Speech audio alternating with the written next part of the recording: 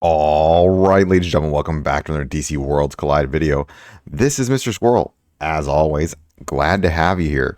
So, one of the things I wanted to talk about in this video is my previous rank and impressions of Peacemaker. So, there was a lot of comments talking about, well, he can tank really well. And I'm not saying he's not good. I don't think I've ever said in any videos he's bad. I don't think I've ever said that. I have said I think he's going to struggle with some tanking at later stages when there are higher deficits. I've also said that he is a very good, he is a good unit and he will pair very well with the anti-hero team.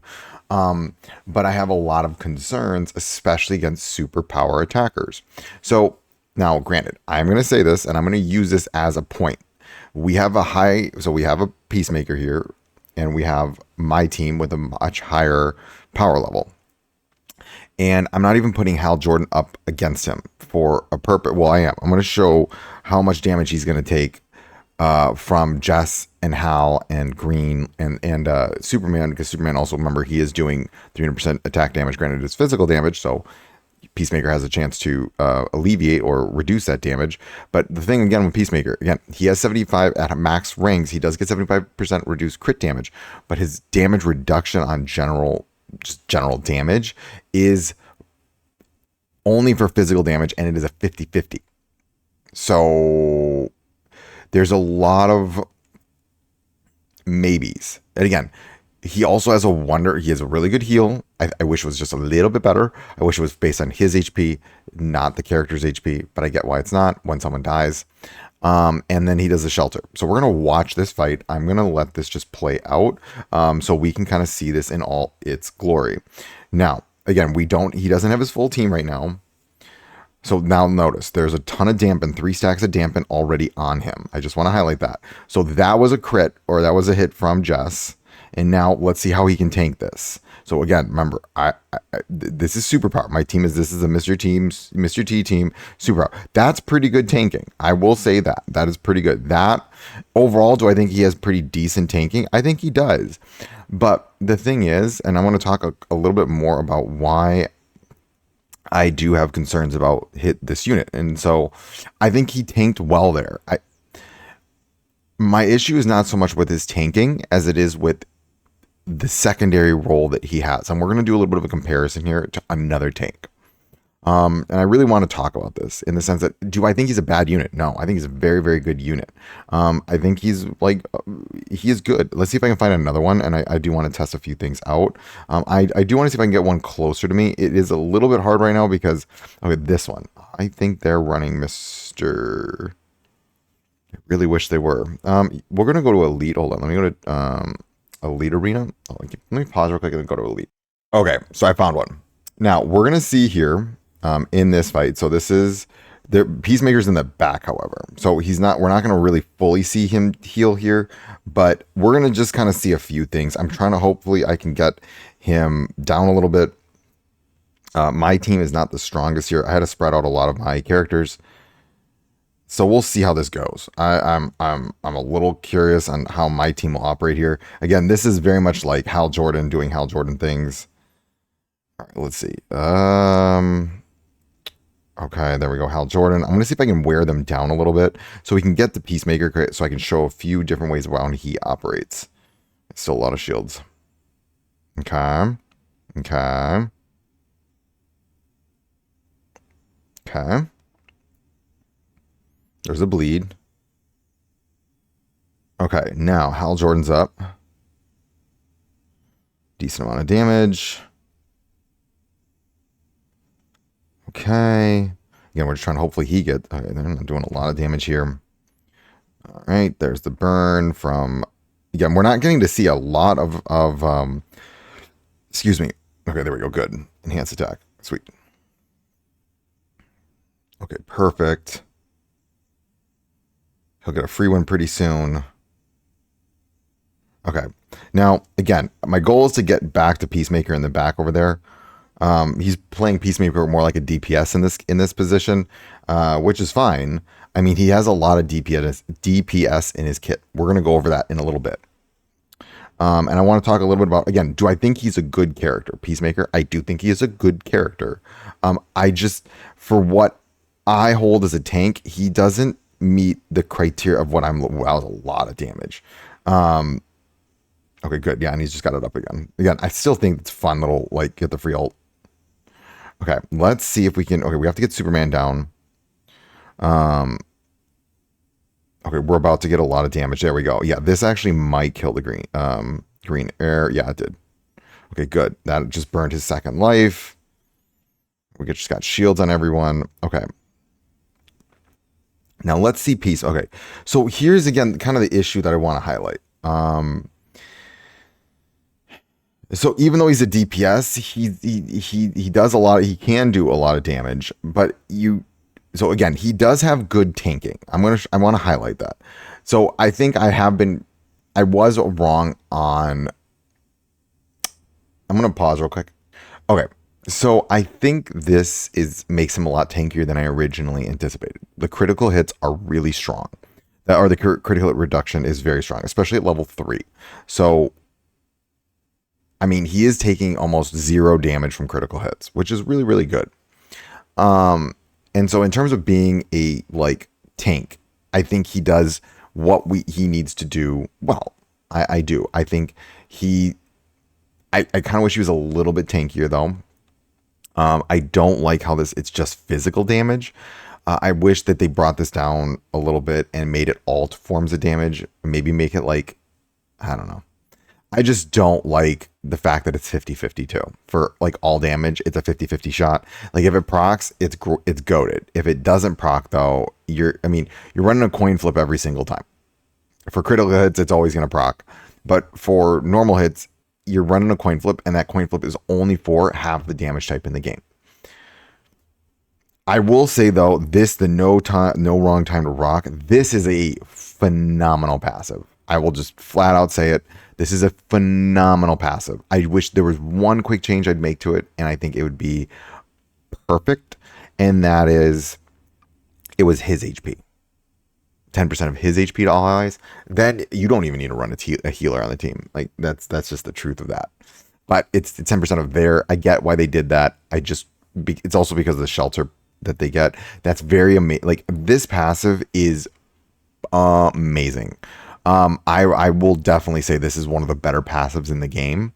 And so for people that are like, you're considering him, I really do like this passive. This passive does make him a lot tankier than I originally anticipated. And that's on me. That's a mistake on my part. I thought it wasn't going to be enough. But he does tank pretty decently well. Now, however, I want to kind of go back to some feedback and I had a commenter make this comment in one of my previous videos, and I actually can't agree more with that comment. And that is Vigilante's passive and Peacemaker's passive should have been flipped. I'm sorry, they're not their passive. Their badges should have been flipped. So he should have gotten some kind of like personal, like his HP drops below 50%. He gets some kind of health backup or something. If they had flipped Vigilante and Peacemaker's badges, like what they do, and Peacemaker's badge did it at peace at any cost, I would tell everybody to summon, because that would make him just such a phenomenal tank. And he would just be a wall, and walls are good. Walls do work well in games like this, because then the character behind them is going to stay alive. That's phenomenal. It's always good. Walls are good in this game, in these types of games, because you have like 2 front lines. You don't want your tanks to die. That makes the wall a lot better, right? And I do think that he will tank well at later levels. But again, there's a few concerns that I have about his longevity, and I want to talk a little bit about my rationale behind summoning, and why I'm very critical of summons. And we'll talk about this, but the thing that I have kind of a problem with his kit is that these 2 passives, I'm like, they're good. I like them. I mean, would I change a few things? Sure. But then this passive, and his ultimate, or not passive, sorry, his basic is enhanced, and his ultimate, I don't like them. Their damage. They offer the team no form of CC. He is a tank. I want him to tank. I want him to assist my team in surviving. And I want the majority of his kit to do that, right? But if you look at the current iteration of his kit, and again, and this is with the badge. The badge is affecting BFF. You can watch my other video. I break down the badge. Only this passive and this passive are about sustaining your team and himself. So it's 40% of his kit and less than that when you factor in the badge, like 33% of his kit. So a third of his kit is about survival. And the other 2/3 is about damage. But the issue with tanks and damage is that now I'm going to pause real quick. Okay, I'm going to use Superman, who is an attacker, but he is, I think, the best iteration of a tank we have right now. Or a very selfish tank, but he's still a great tank. Is that when I start getting HP percentages, this is HP percentage and this is HP percentage. You don't run a lot of attack on your tanks because your tanks aren't meant to do damage. Your tanks are there to make sure your backline stays alive. I want to show so there is this point. The other character that's a good example of keeping your backline alive is Blue Beetle. Blue Beetle, because when we look at his skill, when he ult, he gives the back 2 characters shelter. Or he gives your back row shelter. And he's doing damage up front. Now, do I think Peacemaker's is better because it gives it every round? Yes. So the longer Peacemaker is alive, the more he's giving out shelter at the end of every round to your team. I think that is a great form of sustain. I think he has one of the better passives in the game. But when only a part of a character's kit is what I'm really considering, then I do have a slight issue with that because his ult, I don't like his ult. His basic, I don't really like his basic. I mean, they do good damage, right? Well, they do damage. And then his enhanced is just, it's about like implementing fragile and all these different things. It makes him very, very situationally, or he works very well with Vigilante and Judo Master, right? And then with Bride and Red Hood and yada, yada, yada, and Zatanna too, because of that. But like, I look at Blue Beetle and I consider Blue Beetle is kind of like one of these characters that I kind of hold as a very good tank. So each time Blue Beetle is hit by a critical attack, increase the damage reduction of the back row allies by 2.5% up to a max of 20%. So the tanker he is making your back row tanky too. On the team that I have Wonder Woman in the back row. Excuse me one second. So what that means is that Wonder Woman, when Blue Beetle fully builds up, Wonder Woman has 40% damage reduction. I'm just saying, like, my back row becomes very, very tanky. And on top of his ult giving them shelter. So they are very tanky. And he himself, he's just doing so much for the back row. It makes him as a tank very, very good, right? So he is doing a lot of damage reduction, shelter, and he's really assisting the back row in staying alive while making him tankier and tankier and tankier and tankier. I don't want him doing damage. I ult with him because I want him to give my backline shelter, and so that he can take hits and survive. And that's how the team functions, is so that he's just taking hits, blocking, giving more damage reduction to the back, or giving damage reduction to the back row, giving them crit damage reduction. He works very well in that regard. This Superman, he himself is what I would consider a wall. He is a wall. That is his job, to be a wall, rather than Blue Beetle, who is doing more assisting. He is walling up the enemy team, or he is walling up the character behind because he's got an extra life. He's got 45% damage reduction. He gets a ton of healing back. I do think he is one of the better walls that we have in the game. And then the final tank I do want to show is going to be Lex Luthor. Well, there's one more tank I'm going to show, and then as an example of when I talk about tanks, is Lex Luthor. Now, I've talked about Lex Luthor a lot. Do I think he has gaps in his kit? I do. I think he's a perfect tank? No. Do I think he's a very good tank? Yes. There is a reason, because I want you to look at his kit. Okay, passive makes him tankier. Passive brings in other characters to assist in doing damage, right? And make him tankier because he gets a shield. Passive assists with damage by bringing in an ally, not based on him. So it's not based on his own damage. It's based on him bringing in an ally to attack. Basic. It gives him cloak, which again keeps his ability to do, like, can not get CC'd. So in other words, helps, right? Ultimate. Shield for the whole team. So I want to highlight something. 1, damage reduction for him. 2, shield for him or damage for your team, depending. Damage based on team. Protection for himself, because cloak. And then finally, shield for whole team. He is a sustained tank. His job is to sustain you. And he does it very well. Are there gaps in his kit? Of course. But is what he's doing very, very strong? Yeah, he is not trying to do damage. If he is doing damage, it's because he's bringing in someone to attack. That is, and you can play around with that. And then like characters that, have unique basics are really powered up with him. So in a way, he's assisting your team in a unique form, right? And he's got shielding and all this good stuff. Now, the last form of a tank I want to talk about is going to be, where is he? Grodd. Grodd is what I consider a CC. Well, actually, we can use it under someone else, not him. Nightwing. Nightwing is a good example of what I call a CC tank. So is Grodd. I'm just going to use Nightwing as the example.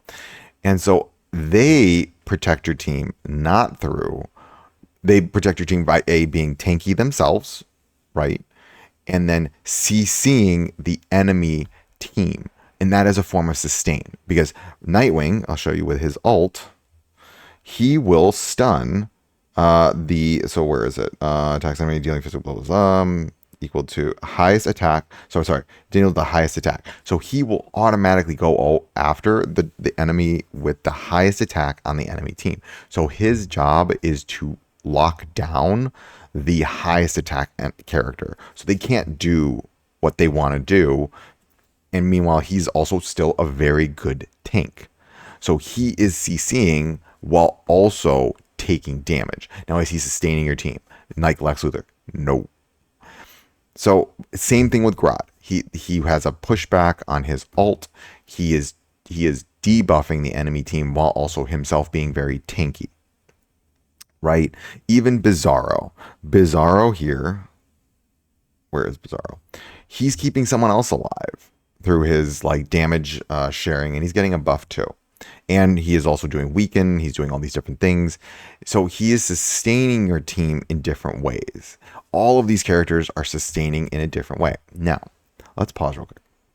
Okay, I want to come back to Peacemaker now. Now, again, he has sustained for your team here. This is a good sustain. It is good. This is a very, very good passive. This is, I'm going to flat out tell everyone, this is a very good passive. I don't want to argue with that. This passive, it could be a little bit better. But these three right here, these three abilities are all damage focus. They are not assisting your team. They are not CCing the enemy. They are not sustaining in any way, shape, or form the team.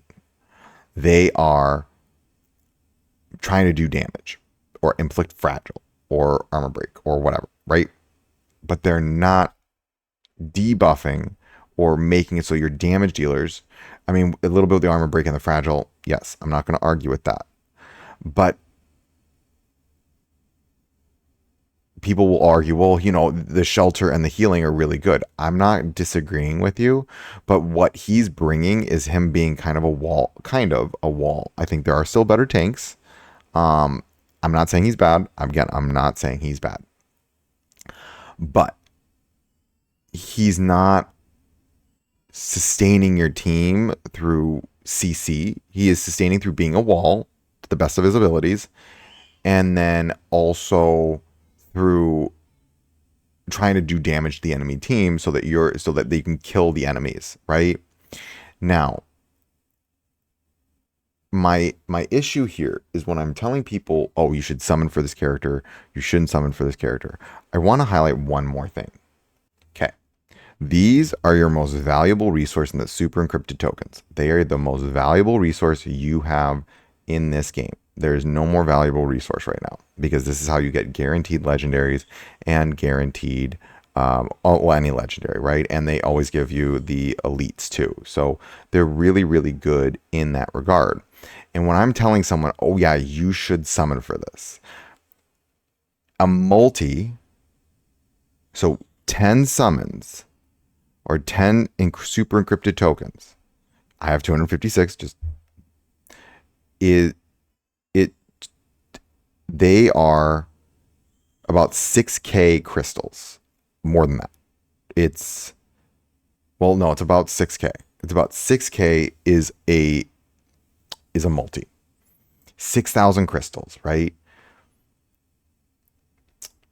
Or it's $10 when there's the deals going on, right? So if I look over here, I go to the shop and I go to, where is it? DC Peacemaker. So if you look at this, each multi is $10. Now, I want to go back to my mother box summons, and I'm going to show you where I'm at. Now, I'm building up pity for the next legendary. So you see 94 there, and that's not the luckiest in the world. I'm at 94. Because again, I've been saving and I've been getting these through other means and yada, yada, yada. I haven't like outright just spent $90 right now to get 90 of these, right? But you have to think like that, that's $90 right there. So if I give up my pity now, is Peacemaker for one copy worth $90? To me, no. And so I think from a very monetary standpoint, like even if you got this free to play, when you lose the pity, you're starting back over again and you've got to build back up. And maybe, yeah, you get lucky. You can get lucky, but these gacha games can be a sinkhole very quickly if you are not careful. And what I never want to tell people advice, like, again, am I going to tell you not to summon? I'm just saying I think it's better to save, but I'm not going to tell you what to do. And I myself, also my channel is not monetized. So like I'm working on getting there, but if I am going to spend, that's $90 out of my own pocket. And that's how I think. So I'm passing that on to you, my viewers, my chatters, that if I'm telling you to summon, I think that it is worth it. I think not that like go spend money, but like you've saved up these free to play resources. That's time investment. That's all these different things, that it has to be worth it for you. Now, if you're a spender and you want all the characters and collect, you do you, boo boo. I'm not going to stop you from doing that. But at the same time, I am always thinking from, is this worth your hard-earned resources that you have spent time getting, as opposed to other characters that already exist in the game? And I just don't think so. Again, I'm not saying he's bad though. And I know someone in the comments is going to say, oh, you're saying he's bad. I'm not saying he's bad. What I'm saying is, if we think of the needle of the meta, is he moving the needle? No. He's good. But is he good? He's totally good. I think he's like A, B tier, right? Out of S, like S, A, B. I think he's like A, B. But I just don't think he's pushing your roster any further than if you already have a Mr. T and like a block team. I just don't see a reason to summon for him, because then you're saying, oh, I'm going to invest in all these teams. Why are you? Because then you are banking on being lucky. Guys, you need to think at going into a summoning banner. I know there are people that you'll see, oh, they got 3. There was someone on the Reddit got 3 Peacemakers in one multi. That you see those because that's so rare. That's like 1 or 2 people in like all of us is going to get that per banner. Maybe. That's not normal. That is a statistical anomaly, as they would refer to it. So I know this is a rather long video, but I really want to highlight my reasoning behind not summoning for Peacemaker, because I personally am also a dolphin like everybody else, maybe a little bit higher than a dolphin, but I look at each summon and people are like, well, you should summon. And I'm not, you're telling me that I need to spend $90 to build back up pity when I can test the characters by in different game modes. I see them when I'm playing against them in PvP. And I'm going to be real with you. When I see him in PvP, I don't see him as a threat. When I see Nightwing, I actually am like, ugh. Because Nightwing can CC me. That's just how I think. I feel like he's going to be a good wall, but I'm not actually genuinely worried about him as a character and what he's going to do to my team. I just see him as being more of like a little bit of a wall. And for me, that says to me in a very specific wall. Like, now, will I be scared of him when he has Vigilante and Judo Master? Probably. Then I mean, we're dealing with a character that can do a lot of damage. So I really want to emphasize this point that I don't want people feeling the need to spend money, especially like if you, like for me, if I were to, let's just say next 10 pull, I get him. Yeah, I've got him, but now I've got to work back that whole pity back to, remember, you're not guaranteed until 150. So you really have to think about these things in the sense that, am I going to pull, if I get lucky, you can't think from like, oh, I'll just get lucky. That's just, you're never going to get lucky. Well, you might get lucky, but it's very rare. And then that'll cause frustration. And I really do want, like, for me, if I'm going to pull for a character, it's got to be because they're going to push either the teams I'm playing with further, or it's offering me an option, like a potential opening up a new avenue and a way to play some of my teams. He's very good. I think he is good. I'm not going to argue with him not being good. I think he is good. If you're going to tell me, is he worth $100 good? No, and that he is definitely not. All right, ladies and gentlemen, that's my rationale behind the tanks, why I'm not pulling. I think I'm going to just title this video like, my view on Peacemaker and the tanks and like the different tanks in the game. And I think overall he is good, but he's not worth investing. Well, if you're going to go for all three, yes, then he is worth it. I will say that if you're going for Vigilante and Judo Master and then Peacemaker is totally worth it. He's very good. I think we are not seeing a max potential right now, because he will become just crazy broken good. And I don't know if crazy broken good. I think he will enable that team very well. That's what I'm saying. He will enable that team and he will assist that team in doing the fragile armor break. That's what I'm saying. Okay. I hope this video helps. And as always, remember, failing is just your first attempt to learning.